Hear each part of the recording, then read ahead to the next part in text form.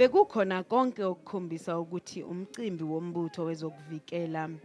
And I believe that even my troops, they really appreciate what the South African National Defence Force did today by really acknowledging what they did in the Battle of Bangwe.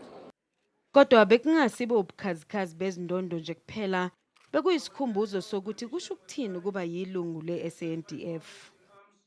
We are above anti-party politics. And we're the only institution, although it's not written in black and white, I want to repeat it. Death is part of our job description. Kwabanye bekukuhle kukubi.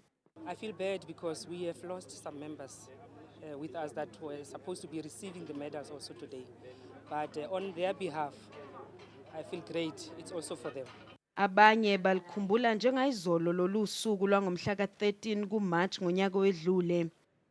I accepted that death is here with us, unfortunately. When I have to evaluate the bodies that came through, it was traumatic. And I had to go through each and every one to wrap them in the body bags and to get them brought back to South Africa. Very emotional. This is like bringing all the memories of what transpired in that day.